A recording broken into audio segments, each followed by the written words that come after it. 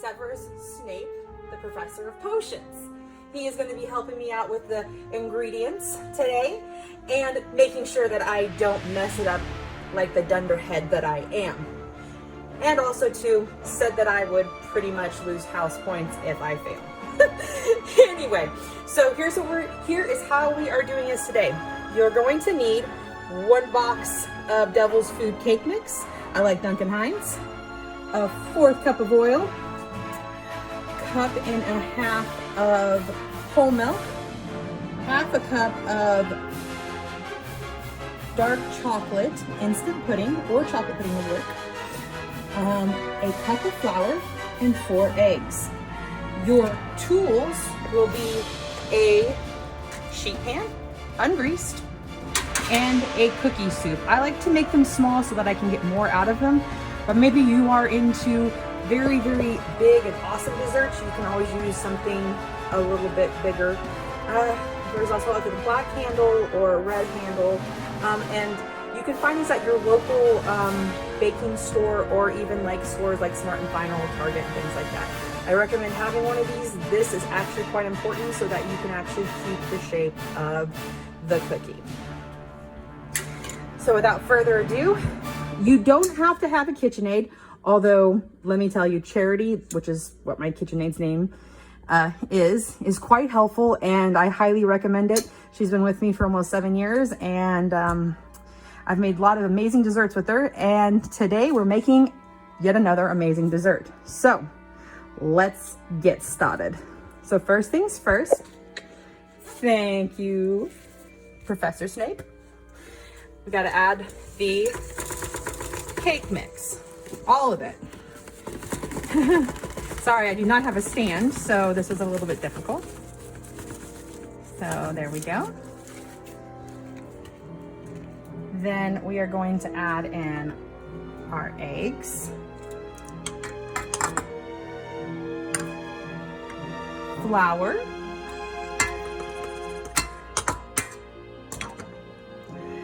chocolate pudding,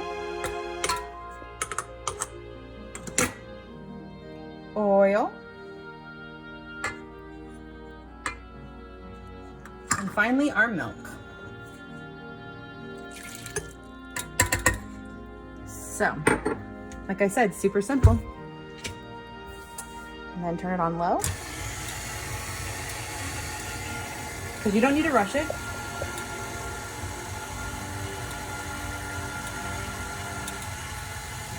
So it's all nice and mixed.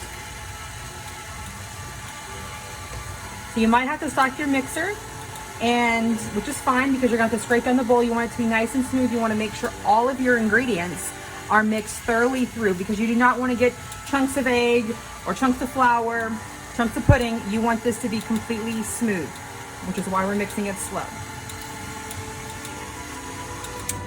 Okay, so we'll stop. I'm going to scrape the bowl down, and then we will move on to scooping and then baking.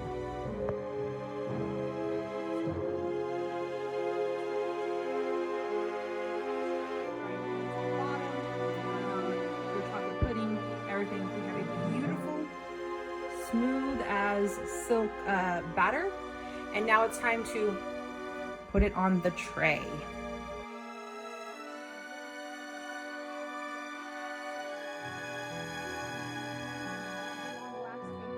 As they complete the rest of their cool down, I left them on the pans for maybe 5 to 10 minutes, and Sev removed them with a rubber spatula.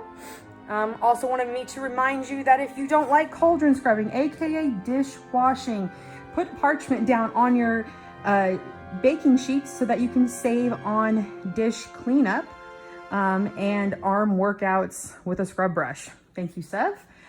We will be back in just a few minutes to fill these up, but first things first, we got to make some frosting filling. So we're doing a mint frosting in the middle. It's quite a simple ingredient list, as you can tell, quite simple. But as you can tell, there might be an ingredient missing, and you're probably thinking, well, I don't see any ingredient missing. Well, there is. I could not find mint extract, so therefore I had to do an improv. on my baking goods. I'm using the crumbles that I'm going to roll the whoopie pies in. I'm also going to use it in the frosting to give it that mint flavor.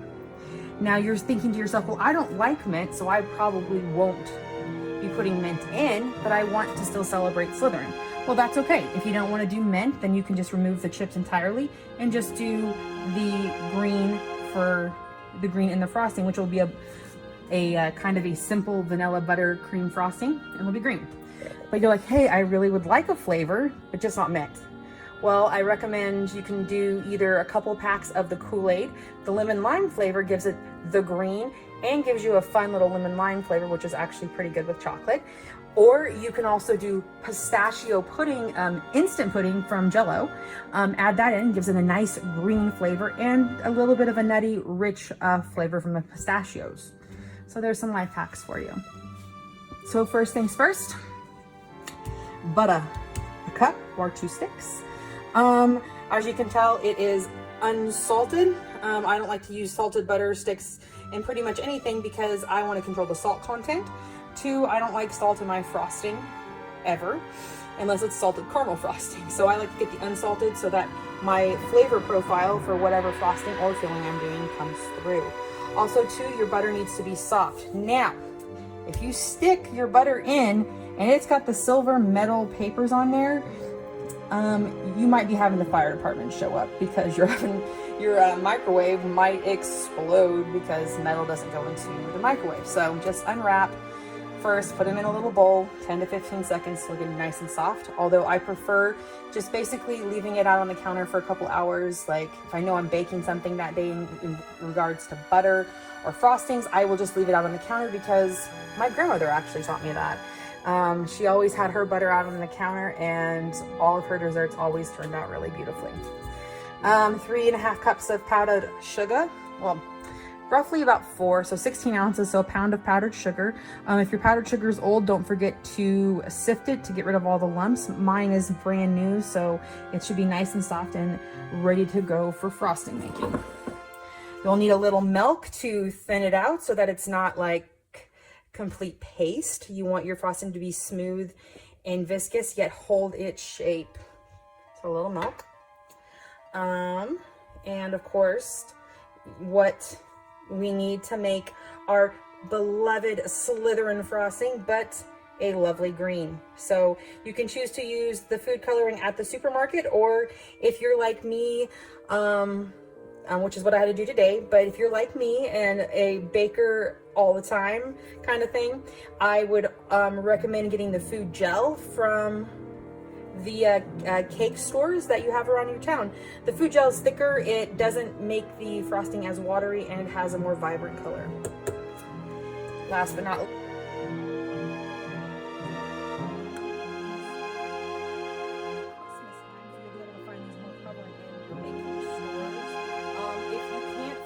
decide to do whoopie pies in the middle of April or May, August even. If you can't find the crumbles already done for you, just buy a couple of packs of Andy's mints, chop away, and it's pretty much the same thing. So without further ado, let's go ahead and get started. So we're gonna add the butter first. And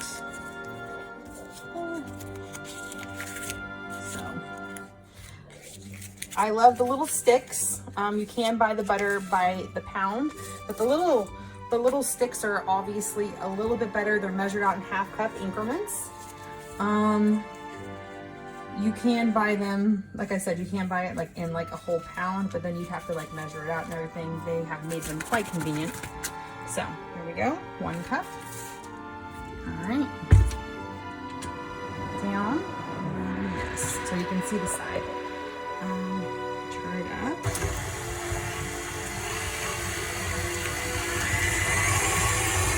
And what you're going to want to do, sorry, it's going to be a little loud. What you're going to want to do is mix that for 2 to 3 minutes until nice and creamy. That way your butter is nice and soft, and as it keeps hitting the sides with the paddle, that friction will heat it up even more to make it nice and smooth. So that when your powdered sugar goes in, it literally gives you a nice, smooth, lump-free frosting.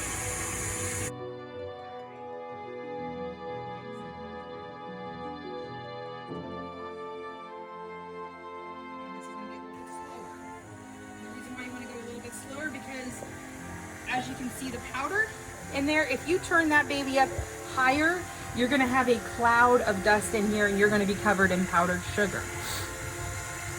Probably not a way that you would necessarily like to spend an evening. Plus, it's okay to slow down. You don't want to rush your frosting. If you rush your frosting, it will break on you. It will become a soupy mess. The butter will separate, become oily, and you will have to start over, in my opinion. Now, granted, some people also like to say that, like, if your frosting separates, then you can go ahead and add some more powdered sugar to bring it back. Sometimes it works, sometimes it doesn't. It just depends on your frosting. But I don't like to waste a lot of ingredients, so that if you decide to go the route of trying to save it if you break it, go ahead and add a little bit of it. But if you can tell that it's not coming back together, just go ahead and start over. It's okay to cut your losses. You don't want to waste more ingredients trying to save something if it's not going to end up working.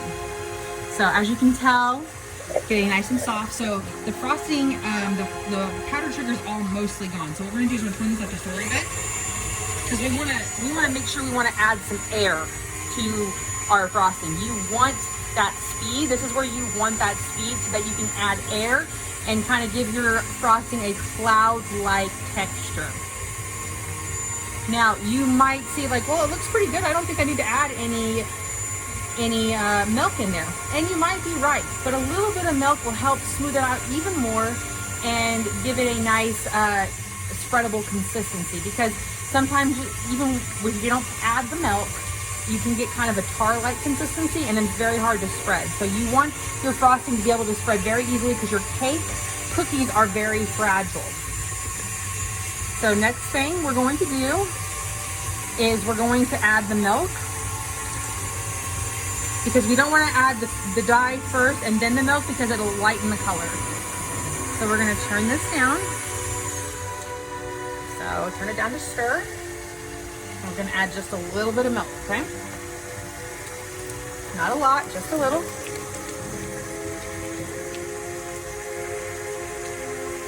Okay, what we're going to do is I'll turn it back up just a little bit. We don't want to break it. Frosting is pretty resilient, but you never know. It could be too hot in your kitchen, hot outside, this, that, and the other. A lot of underlying factors can contribute to breaking your frosting, so you don't want to do that.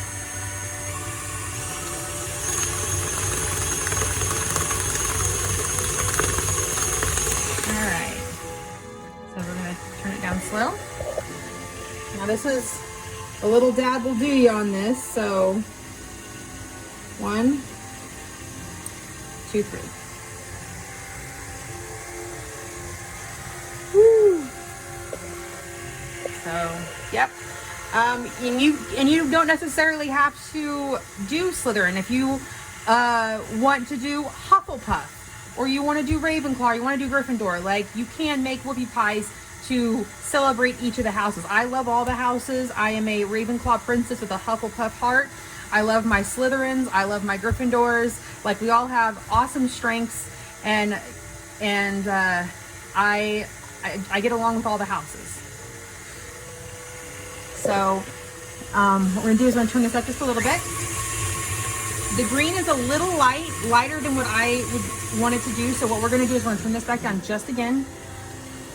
We're gonna add a couple more drops, okay?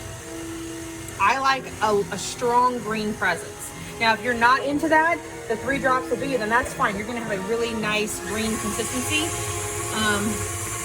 You're gonna be very proud. So here's what we're gonna do. We're gonna go ahead and stop the machine. Okay. And we're going to scrape.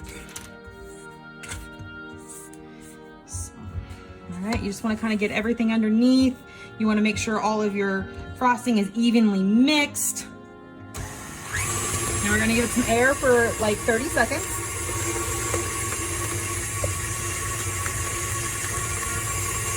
Nice green. I'm happy with that green. I'm gonna turn this down. We don't want these flying everywhere. We're gonna add in that. Now I'm gonna speed this up just a little bit just to mix those up. Okay, so I want you to see that. See how pretty that is? nice mint green frosting for our Slytherin whoopie pies. All right, folks, my witches and wizards, it is time to build us some whoopie pies. Are you ready?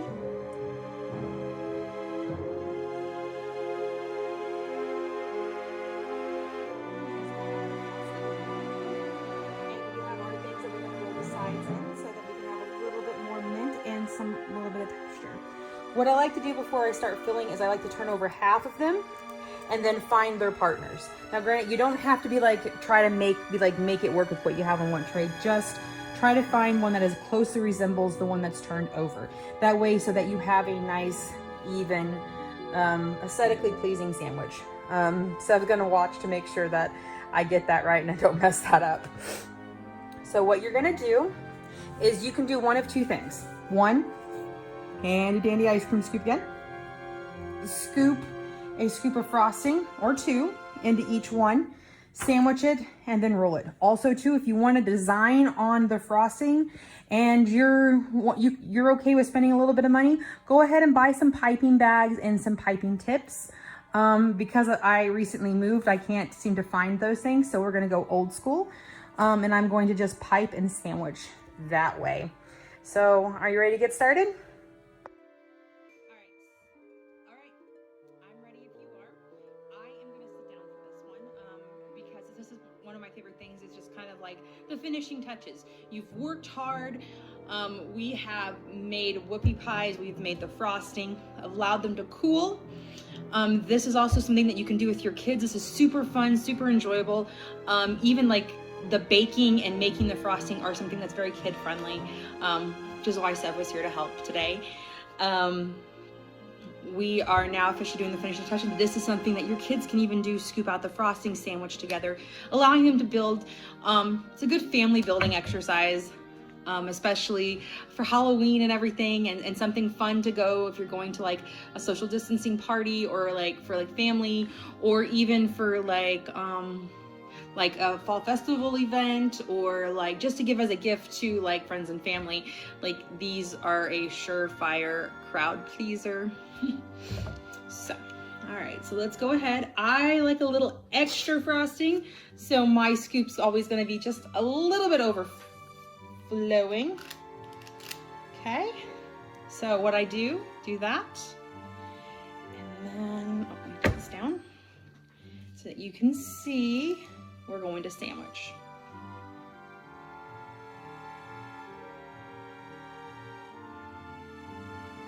All right. Look at that whoopie pie. Look at that gob. Isn't it pretty? And then this is where you get to do this. Add a little something to give it some height. Make sure you press it down. So you're gonna lose some, that's why you keep it over the cup so you don't lose too many onto your table. Or like me, I'm losing all of them to the table. I should have gotten a wider bowl. This is my fault. But the coffee cup does work too. Okay. Okay. All right. There she is. Okay. So now let's go ahead and put some more frosting. Put the cup back, and we'll go ahead and do the rest. Just wanted to give you that little bit of a run. So, like I said, ice cream scoop works very well.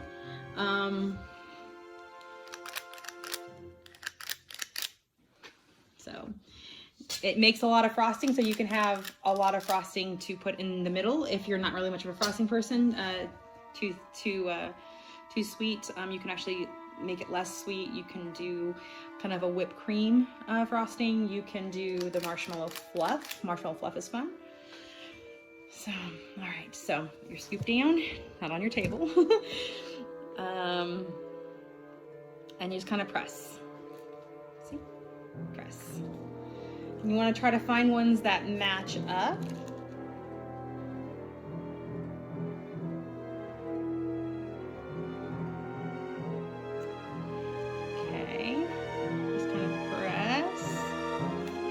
Light and press. You want to press lightly because these are fragile, these are soft, these are beautiful. You don't want to, this is something kids will like, that sensory touch.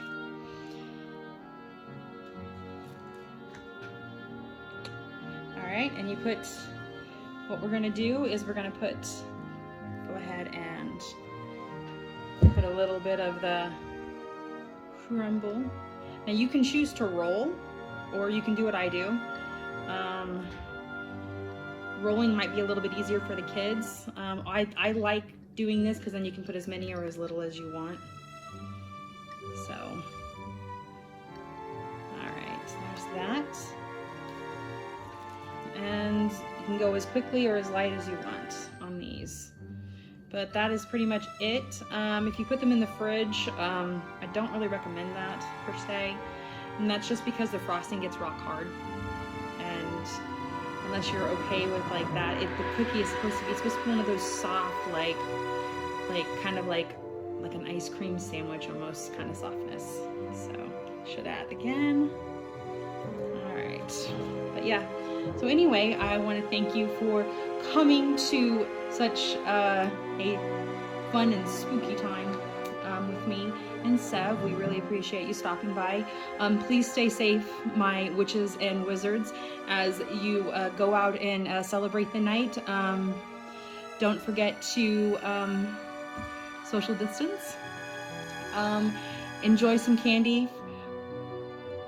And just have a fun time despite all the craziness that's going on. And stay safe. Above all, stay safe. Anyway, lots of love, my nerds. And till next time, be on the lookout for a November video. It is going to be crazy and fun. I promise you, a little Thanksgiving action. Anyway, talk to you soon.